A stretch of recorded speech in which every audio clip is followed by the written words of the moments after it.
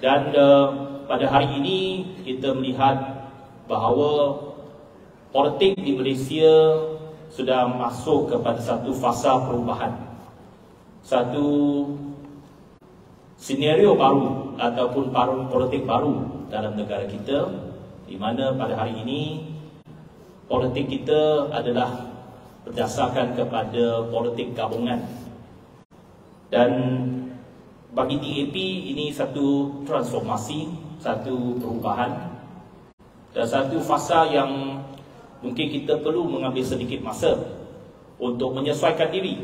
Tetapi di pucuk pimpinan kita sudah mengambil pelbagai pendekatan untuk menyesuaikan diri. Tetapi bagi akar umbi, bagi ahli-ahli, ini sudah tentu satu pengalaman baru. Bukan saja untuk kita pengalaman baru, mungkin untuk rakan kita dalam Barisan Nasional juga pengalaman baru. Ini kali pertama saya yakin wanita UMNO hadir dalam program wanita DAP di peringkat kebangsaan. Jadi walaupun dulu kita tak bersama, dulu kita bertanding menentang antara satu sama lain, tetapi sebenarnya kita juga seperti rakyat Malaysia yang lain, kita sama-sama mahukan sebuah negara yang baik. Kita mahukan masyarakat yang progresif. Kita mahukan rakyat kita hidup dengan aman dan damai. Jadi orang kata tak kenal maka tak cinta. Jadi hari ini kita sudah kenal. Saya harap wanita UMNO bersama dengan wanita DAP bolehlah kita bukan saja kenal, tetapi kita sayang dan cinta antara satu sama yang lain. Begitu juga rakan-rakan kita daripada komponen PH yang lain. Walaupun mungkin untuk kedua-dua pihak, sama ada PH ataupun Barisan Nasional, di peringkat akar umbi ini satu perkara yang baru. Tetapi kerajaan perpaduan yang telah kita capai pada hari ini adalah satu keperluan untuk memastikan kelangsungan negara kita. Sebab pada PRU yang lepas, keputusan yang tidak pernah kita jangka berlaku, iaitu satu keadaan di mana ada hang parlimen. Tidak ada satu parti yang boleh membentuk kerajaan. Maka di atas kebijaksanaan Duli Yang Maha Mulia Ketua Agung untuk menitahkan supaya pihak-pihak yang ada wakil dalam Dewan Rakyat duduk bekerjasama untuk menubuhkan sebuah kerajaan perpaduan. Semangat itu telah pun disambut oleh Pakatan Harapan dan Barisan Nasional, dan juga rakan-rakan daripada Sabah dan Sarawak, GPS dan GRS.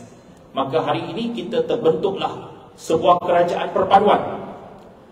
Apabila kerajaan perpaduan dibentuk daripada berbagai latar belakang parti, sudah tentu ini bukan satu perkara mudah, kerana masing-masing ada ideologi masing-masing, ada pendekatan politik yang berlainan, dan ada perjuangan politik yang berlainan.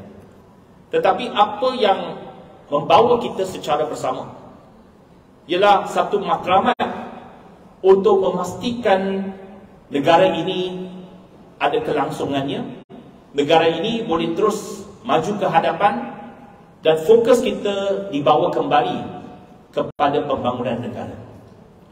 Apabila saya menyebut pembangunan negara, bukan saja pembangunan dari segi infrastruktur, bukan saja pembangunan dari segi fizikal, tetapi pembangunan modal insan, pembangunan masyarakat, pembangunan sebuah negara bangsa, nation building, negara bangsa, dan juga pembangunan masyarakat dari segi apakah bentuk masyarakat yang kita nak bangunkan di Malaysia.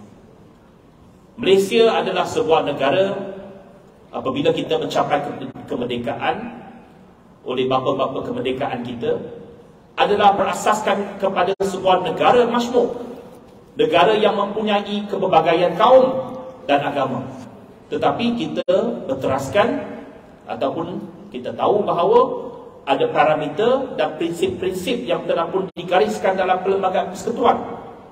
Tetapi negara ini mesti kekal sebagai sebuah negara berbilang kaum dan negara masyhur yang menghormati antara satu sama lain, yang mengakui bahawa walaupun kita ada keberbagaian dari segi kaum dan agama, tetapi kita mesti berlandaskan kepada satu masyarakat yang boleh hidup secara aman dan damai secara bersama. Itu prinsip yang mesti kita angkat dan mesti kita pertahankan.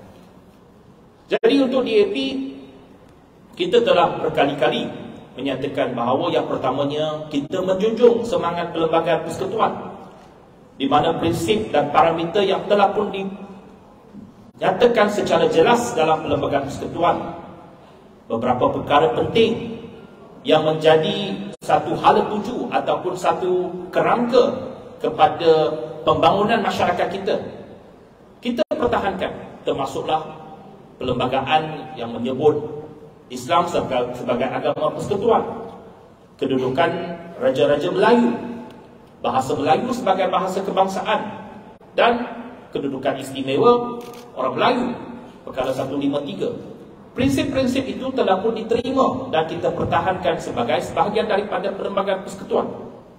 Tetapi pada masa yang sama, di atas prinsip tersebut, kita mesti juga memastikan bahawa masyarakat Malaysia yang kita nak bentuk adalah sebuah masyarakat progresif yang boleh meraihkan keberbagaian kita.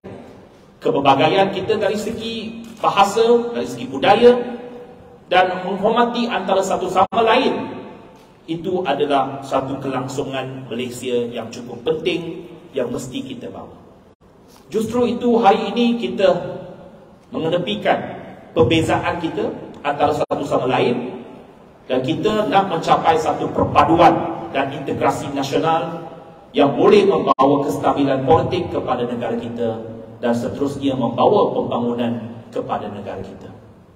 Jadi saya amat berharap bahawa di semua peringkat, bukan saja di pucuk pimpinan, tetapi di sayap-sayap, termasuk wanita dan pemuda, termasuk akar umbi kita mengambil langkah untuk memastikan kerjasama ini dapat kita terapkan dan kita boleh teruskan bukan saja di peringkat atasan tetapi sampai ke peringkat akar umbi. Kehadiran rakan-rakan kita pada hari ini adalah satu pertanda dan permulaan yang baik. Tetapi tak cukup. Saya harap kita di peringkat pimpinan mesti pastikan bahawa hubungan ini akan sampai di peringkat akar umbi.